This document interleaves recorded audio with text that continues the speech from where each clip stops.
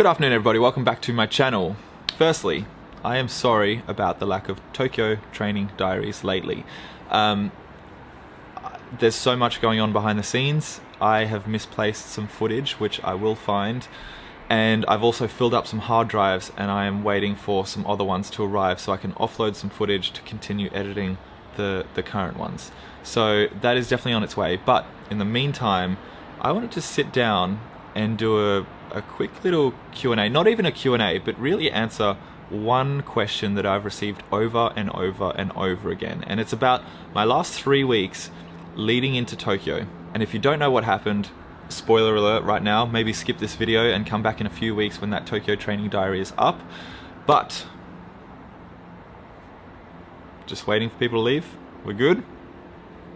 Okay. 2.5 weeks before Tokyo, I tore my hamstring. And it was a grade 2 tear, there was tendon involvement. That rehab should take at least 4 weeks. And I was given 12 days to go from barely being able to walk to having to hit 95% of my max velocity to get on the plane to Tokyo. And those 12 days were some of the most hectic days of my life. We threw the absolute kitchen sink at it, and we managed to pull it off.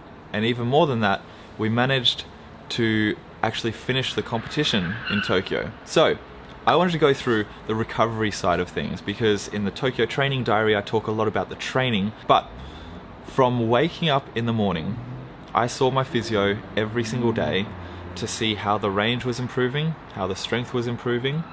Sorry, there's a bug. And also just generally how we were progressing, and we made a plan for the day. But even before that, my work started before that, I would grab the Theragun Pro. There you go, you may have seen it on my Instagram a little bit, and I thought it would be mainly a tool that I use for javelin, right? Loosening up the shoulder, creating some more stretch to have some better javelin sessions. But this ended up being an incredible tool to prime myself for physio sessions, so that I didn't go in and Kevin didn't have to do as much work to get me going every morning. And it was incredible. This thing is so powerful. You switch it on, there you go. You can kind of change and adjust the speed. And then it also comes with a little packet of different heads that you can attach depending on what you are targeting. I will absolutely always be traveling with this. If I don't have the space for this, I will at least be traveling with the Theragun Mini, which is just a pocket-sized version of this thing. So this could even fit in your backpack. But it was such an incredible tool to just kind of free up the body a little bit ahead of my physio sessions.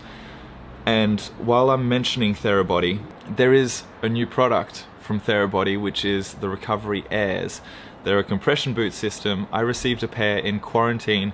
I've used it a little bit, but I haven't gotten back into full training after Tokyo. So I am very excited to use it, and if you would like kind of a review on all of that, absolutely let me know, because that is some content that I could do when we kind of get into off-season and things slow down a little bit. But I sat down with the team at Therabody and they explained kind of how it was different to other, I guess, products on the market, and it sounds really, really exciting. So let me know if you're interested for that, but otherwise let's move on. So what else were we doing? Every morning I was seeing the physio, then we were going to the gym to do some activation work. We were using blood flow restriction units a lot passively in my room, and I would have to get Chris to tell you the exact reason for that. Chris is like the blood flow restriction guru. He knows everything. He's done research on it. He is the guy to talk to about that. So potentially I'll get him to explain that in another video as well. But we're using that passively and using that in our activation sessions and in our gym sessions, just so we didn't have to lift as much load, but we're still getting the same response out of our gym sessions. Then we were coming back to the hotel, and the typical process was water walking or water running just in the pool at the hotel, going in, dipping the legs in, freshening up a little bit, then icing. We had a game ready unit that the QAS flew up from Brisbane, and the way it works is you pretty much dump ice into this machine, you click how long you want it to go for. Usually it was 20 or 30 minutes for me, and then you wrap a sleeve around, you know, for me it was my thigh, set the temperature, and it iced and compressed. So that was a really great system that we had as well.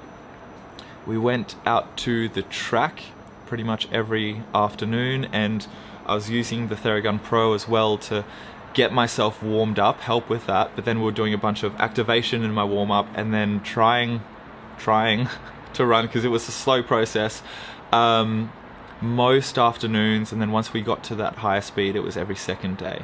So you guys will see the training side of things. I really wanted to focus on the recovery side of things in this video. What else were we doing? Ice baths at the end of the day. And I guess the final little thing is the mindset. And I don't really think I touch on this in the Tokyo training diary. Our mindset was 24/7 for 12 days. How are we going to get better? And if it is even slightly bad, push it over there.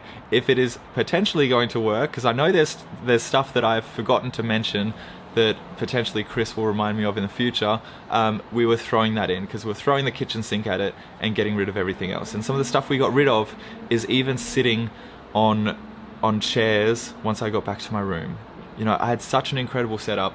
I had a monitor set up for my computer so I could do work. I had my PlayStation that I could also plug into my monitor, and as soon as we tore my hamstring, I did not sit at the desk once.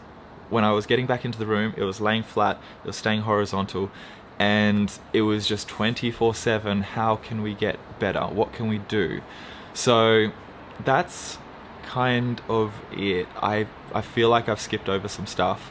So if you would like a longer episode where I mic myself up and I mic Chris up and we kind of sit in a room and chat about everything that was going on in the day-to-day progression, let me know, because I think that could be interesting. But it would also be a much longer video, probably like at least half an hour. But let me know if you'd like that. Otherwise, that is it for today. The Tokyo training diaries are coming very soon as I sort out a few little things. Life is good, hope you guys are well, and I'll see you soon. Ciao!